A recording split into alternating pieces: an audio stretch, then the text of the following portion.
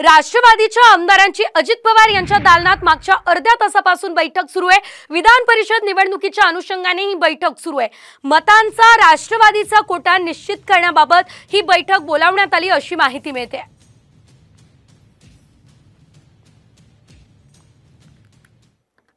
एकीकडे अजितदादांच्या राष्ट्रवादीची बैठक तर दुसरीकडे विधान परिषद निवडणुकीच्या दृष्टीने भाजपची महत्त्वाची बैठक आज होणार आहे।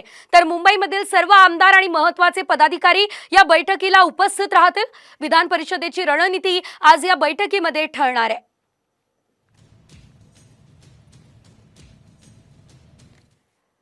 आपण बघितलं विधान परिषद निवडणुकीसाठी सर्व पक्ष कंबर कसून तयारीला लागलेले आहेत। मात्र आता विधान परिषद निवडणुकीकडे भाजप महाराष्ट्र प्रभारी आढावा घेतील।